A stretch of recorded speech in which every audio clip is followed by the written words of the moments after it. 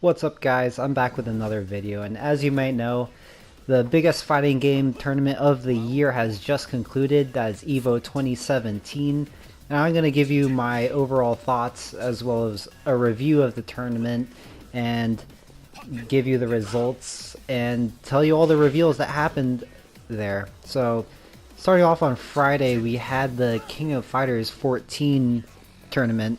Tied for 7th we had M and Reynold. Tied for 5th we had Paco and White Ash. In 4th we had ZJZ. In 3rd there was Louis Cha. In 2nd Xiao Hai. And your champion in 1st place was ET. Now this was actually pretty hype that when I saw it on Friday. I wasn't expecting King of Fighters to be this hype. I thought Xiao Hai was really going to just win free because he was by far the huge favorite coming into EVO. But he was upset in the grand finals against ET. Couldn't make the comeback, couldn't even get the reset. He almost made the comeback and it was really hype. But I'm sure a lot of fantasy brackets were smashed there. A lot of people, I'm sure, bet on Xiao Hai to easily take the victory. Anybody who voted against that, I'm sure they're rolling in the dough right now. But yeah, that was a really hype grand finals for KOF 14. Admittedly, I missed most of it. I don't think I didn't see any of pools, any of the semifinals, and I only caught the latter half of top 8, and boy was I happy. And then next, we're going to go all the way back to Saturday, and on Saturday we had the Injustice 2 results. Tied for 7th we had Tekken Master and DR Gross. Tied for 5th we had Hayate and Sonic Fox. In 4th there was Samij, I think that's how you pronounce it. I didn't hear any of the commentators say it, sorry. In 3rd we had Theo. 2nd was Honeybee. And 1st place, the new champion, was Dragon. Now this one was also a pretty good tournament. I saw a little bit of the semifinals, and I'm sure the big news was that everyone was expecting Sonic Fox to just come in and defend his title like he's been doing for the past few years, but he was upset pretty early on. He was going with the Red Hood. I don't know why Sonic Fox does this, but he usually picks just a new character. Back in MKX, you would see him with what's his name, Aaron Black, and then he used Alien, the Xenomorph. You know, he always just tends to use one of the DLC characters, and he makes it work. But you know, I think he should have. I can't tell him what he should and shouldn't have done. He's the champion after all. But yeah, after that, making a surprise was Honeybee from Canada, the super hype flash. Now this was no surprise to me. I knew Honeybee was a huge threat coming in. That flash is so underrated. I look on all the tier lists for this game, and all of them everyone is just sleeping on the flash. Like early on, like when this game first came out, I saw videos of Honeybee doing ridiculous combos, those 70% combos into reset with the Flash's trait. I really think people are sleeping on this character, so I am not surprised that he placed this high. I definitely think the whole world is just sleeping on the Flash. And then Dragon, maybe a little bit of a surprise, but Dragon is definitely an up there player. It could have been anybody. It could have been anybody between Dragon, Honeybee, Theo, Samij, Hayate, Sonic Fox, even Tekken Master returning from last year's Grand Finals at MKX. Overall, completely solid top 8. Every single one of them could have won it. I was especially impressed with Theo's Superman play. It makes me really want to pick up Superman.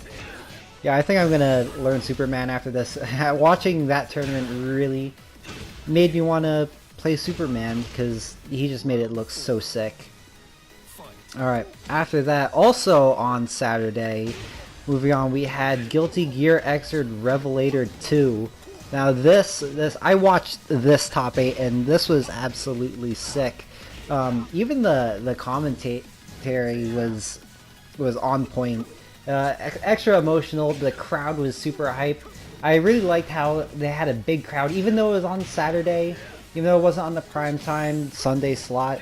The fans definitely showed up for Guilty Gear, even though it was 8 representatives from Japan. No other players from any other country. It was still brought the hype. Still brought a huge crowd.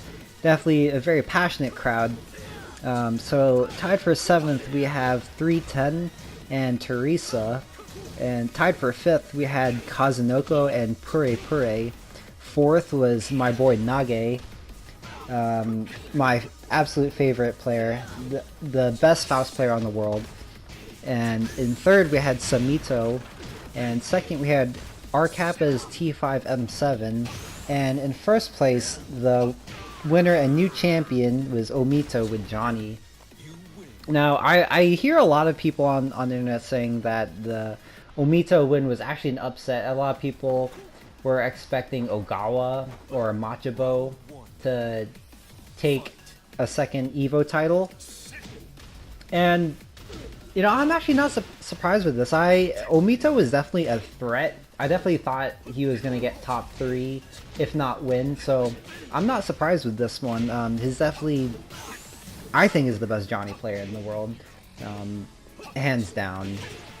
So this one's not surprising, especially after Machabo was put into losers. I thought his chances of taking the whole thing dropped drastically, but other than that, there was lots of hype matches.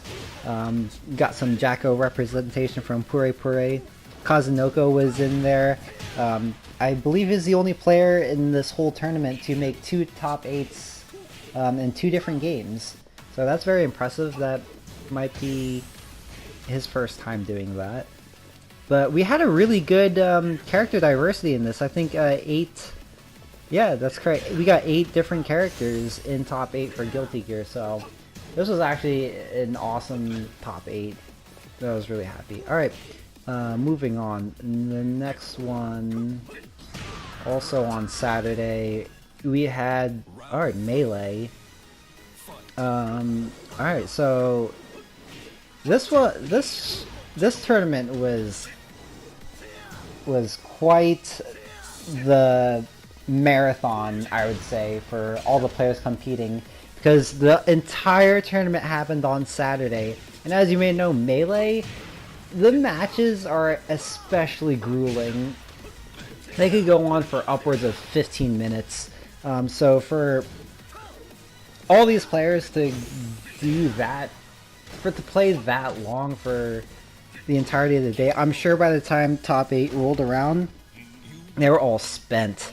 Because I know me personally, I wouldn't be a good EVO player because I would get tired early, and then right as soon as the matches get tougher, I'd probably start playing worse. So I guess that's why they're the pros. Alright, so in 7th we had the Moon and SFAT. In 5th we had Lucky and Plup. 4th, Mewtwo King. 3rd, the returning champion Hungrybox. 2nd was Mango, and 1st, and once again winning EVO, we had Armada. Now, I guess there's nothing else really to be said about this. You know, Melee, old game, pretty solid, very top heavy. All the, you know, the quote-unquote gods of Melee always plays high. They're always super consistent, never really fall off. So no surprises here, just pretty standard. Except for Axe and Leffen falling just short of top 8. Instead we had the Moon, who is pretty, I guess that was pretty much of a surprise for me. And also Lucky, I wasn't expecting that one. So yeah, like not too much difference there. And that ended out Saturday. Alright, so moving on to Sunday, the finals day. We kicked things off with Ultimate Marvel vs. Capcom 3. The send-off. This is Marvel 3's last year at EVO. It was definitely bittersweet. This is definitely one of my favorite games to watch. Always brings the hype at EVO. Definitely would have liked to see it get the second to last games slot every year. I remember ever since Ultimate came out, I believe that was 6 years ago at this point. Yeah, started at EVO 2011, was it, or was it 12? Anyways, but always brings the hype. I always brings the viewers, but you know, this is going to be its last year, and what a year it was. So in tied for 7th place, we got Not Enough Damage and No Life. Tied for 5th, we had Prodigy and Joey D. In 4th, we had Paradigm. In 3rd, there was PC Marvel God. And 2nd, we had Chris G. And in 1st, the new champion was Ryan LV. So no surprise there. I think Ryan LV was the huge favorite coming in. A lot of people were actually expecting Chris G to win, but I guess those people were sleeping on Ryan LV because Ryan has been dominating every Marvel tournament he has entered in this year. I think he only lost once. I think that was SCR when he got sent to losers by Apology Man and then eliminated by Chris G. But anyway, that was that one fluke. He's been dominating this whole year. He's been looking completely unbeatable, and I believe this was the perfect time for Marvel to get its send-off, because I don't see Ryan LV ever losing in this game, to be honest. So surprises here, I guess PC Marvel God coming out of nowhere to representing Canada all the way to 3rd place. Excellent play from him all throughout top 8, using the Magneto Doom Phoenix, aka the F-Champ team. He played out of his mind this whole weekend, and getting that Canadian representation, always good to have. Also, representing New York, I believe, was No Life, aka This Is For Mama. I've actually never heard of this guy. Yipes was talking him up all weekend about how he's, you know, been grinding things out and is from New York. So it was surprising to see him make top 8, but he had some excellent Zero May Cry play. But that was the big surprise for me.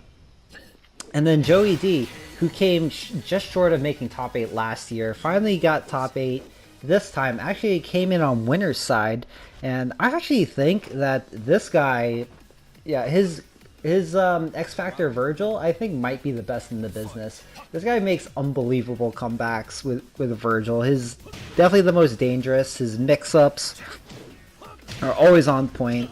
Definitely one of the scariest Virgils out there, if not the scariest Virgil. Paradigm, the only other player here to get top 8 from last year as well, with his very unconventional team of Hagar, Dormammu, and Doom, and also Hagar, Rocket Raccoon, and Arthur. I don't know how this guy does it with this team, but it's super impressive play. Super solid with his low tier team. I don't know how he does it, but he's super consistent. Doesn't even travel anymore. I think the last tournament he competed at was EVO last year, so yeah, I just made a funny joke that the last time he saw him compete was on that same stage, so props to him getting 4th place. And then Chris G getting 2nd place, almost defended his crown, but the great thing was the newcomer Ryan LV versus the champion for grand finals. It couldn't have been scripted any better than that.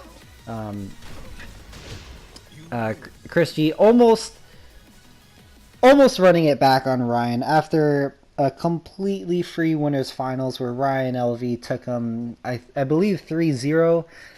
Chris almost made it back on Ryan in grand finals, and it was a super hype grand finals. What a way to send off Marvel. Alright, so moving on, we went on to Blaze Blue, and this was also another surprise. I have not been keeping up with Blaze Blue. I was actually surprised that this game even made it to EVO. But it was overall a super hype grand finals. Admittedly, I didn't watch the rest of the tournament. I was going out shopping. I used that as my shopping break to get more food, admittedly, when top 8 for BlazBlue was going on. But I did catch it in time for grand finals. But anyway, the results: in 7th place we had Dora Bang and Takao. 5th place we had Tachi Jin and Suji. In 4th place, Kai Butsukun. In 3rd place we had Fumi. 2nd place we had Fenrich. And in 1st place our new champion was Ryusei with Carl. So yeah, I can only speak about that grand finals between Ryusei and Fenrich, but boy was that hype. Came down to the wire. The crowd was super into it. The commentators were super into it. You know, it was as anime could get, but it went super down to the wire. Fenrich with Jin reset the bracket. Super impressive against Ryusei. But then, you know, in the second set of grand finals, Ryusei calmed himself down, you know, brought it back, and even though it went down to the wire, he clutched it out and is our new BlazBlue champion. It was super hype. You know, I can't wait to see more BlazBlue, as a matter of fact, or see a sequel. And then moving on, it was the event I was super hype and waiting for was Tekken 7. This was the tournament I was waiting for so long. Tekken 7 finally out on consoles, by the way. You know, it's been at EVO for the past 2 years, but it wasn't out on consoles, so nobody could play the game. Nobody could practice and lab it up. You know, it was only available in Japan arcades, and you know, it was kind of unfair that only the players there could be practicing, and they essentially had a 2-year head start on all their competitors. But now, Tekken 7 finally out. You know, the public could have it and they could practice it, and it showed with you know, last year having 500 entrants to this year having over 1,000. It was great. So in 7th place we had Take and Suiken. In 5th place we had Junding and Anakin. 4th place was Taisei, and 3rd was Ni. 2nd was Saint, and 1st place, surprise surprise, the new champion was JDCR. You know, I think for this one, this was no surprise. I think JDCR was definitely the clear favorite coming into this tournament. He was definitely my pick to win, but I wouldn't have been surprised if Saint or Ni also won the tournament. But once again, this tournament was super hype. Had so many viewers on Twitch. The stream was amazing. Amazing matches, especially between JDCR and Ni, running it back in winners finals. You know, that was a super hype set when they played at Rev 2 in the Philippines, or was it Rev Major in the Philippines? Once again, another super hype set, winners finals. And then in grand finals, down to the wire, Saint versus JDCR. You know, we've seen these two play week in and week out. You know, grand finals, it's always Saint versus JDCR, and this time was no different. But they brought the heat.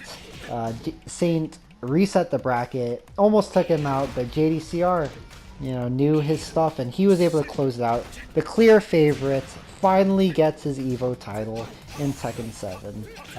Amazing tournament. We also had 2 American representatives playing in this tournament. We had Anakin and Suiken, but unfortunately both of them were winless in the top 8. Anakin came out on the winner's side and Suiken on the losers. Super impressive Eliza play from Suiken, but couldn't make anything happen in the top 8. But overall, amazing event. And this brings us to the televised part of EVO 2017 with Super Smash Bros. For Wii U, aka Super Smash Bros. 4, which was televised on Disney XD as well as ESPNU over here in America. So in 7th place we had Void and The Buzz. And tied for 5th we had Ken and Nairo. 4th place was Tweak. 3rd place was Larry Lur. In 2nd, we had Zero, and the new champion was Salem. I think this one was also another bracket buster. So many people expected Zero to win, Especially when I saw that he was in the winner's side of grand finals, I definitely thought he was gonna, he was gonna be the clear favorite to win this. But Salem, with Bayonetta, made a super impressive run in the top 8 from the loser's side. Super impressive. Ran it all the way back, and the grand finals was down to the wire, but he was the one that clutched it out. He was the one that downloaded Zero, and Zero just could not adjust to him. Super high grand finals. It was great. Overall, another awesome event. My favorite player, The Buzz, made top 8, but couldn't make anything happen once he got there. But overall, awesome event. The stream on Twitch as well as the broadcast on ESPN/Disney XD were super impressive. I was really impressed. Hopefully they did good viewing numbers, but overall, amazing broadcast from both sides. And this brought us to the main event of EVO 2017. The main event since basically EVO's started, Street Fighter 5. Now, I don't care what anybody says, y'all can make jokes how, Street Fighter 5 is dead, Street Fighter 5 is a terrible game, yada, blah, blah, blah. But this event, EVO 2017, the top 8 for Street Fighter 5 was absolute fire. This was, hyped to the max throughout the entire thing. Alright, so going with the results, tied for 7th, we had MOV and Filipino Champ. Tied for 5th, we had Moke and Knuckle-Do. 4th was Itabashi Zangief. And 3rd, we had Kazunoko. And 2nd, we had Punk. And 1st place, the new champion, was Tokido. We had 3 American representatives in here, Punk, Knuckle-Do, and Filipino Champ. But this ultimately was a huge upset. I think everybody and their mama predicted Punk to win. He was clearly the huge favorite coming into this tournament. And, Tokido, an absolute legend of the game, long veteran, been playing fighting games forever. He's finally gotten his EVO trophy. It's eluded him for so long in a modern Street Fighter, but he's finally got it. After being 2nd place last year in the standings. Didn't make top 8 last year at EVO, but definitely the 2nd best player in the world behind Infiltration. He finally made it back this year with his character, no less, Akuma, and had the most impressive run through the top 8 on loser side since Luffy did it in 2014 with Rose. But yeah, Punk, such a young player, super impressive play. The guy plays like a robot. He'll definitely be back and better than ever.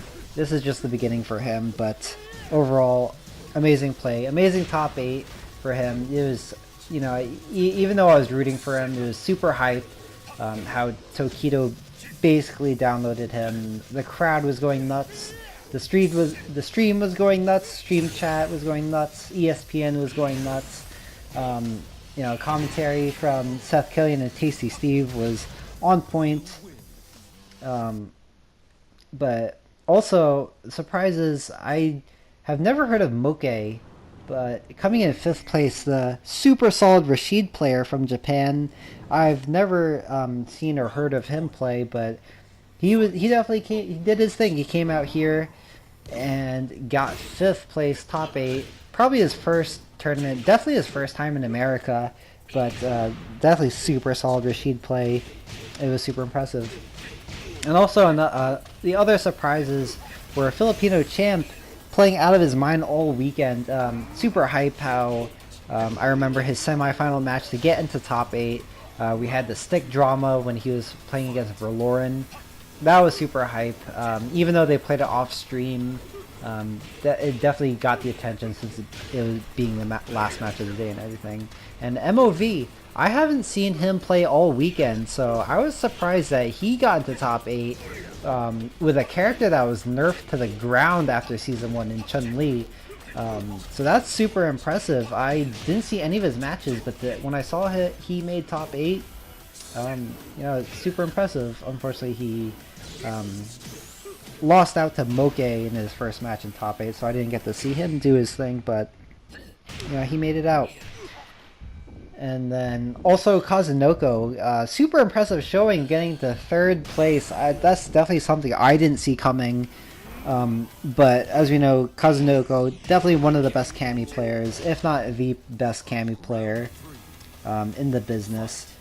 But the only player, I believe, this whole weekend to make multiple top 8s. He made it in Guilty Gear as well as Street Fighter. Super impressive.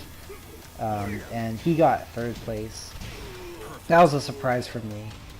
But overall, Street Fighter is definitely anything but dead. This was an amazing event, amazing weekend. I definitely had me glued and in my man cave, so to say, all weekend long. Definitely the Sunday playoffs with Street Fighter V, the championship. It was well worth the wait, well worth the time spent watching it, and I cannot wait for next year for EVO 2018. I will definitely be there in Las Vegas. Hopefully it comes back to the Mandalay Bay.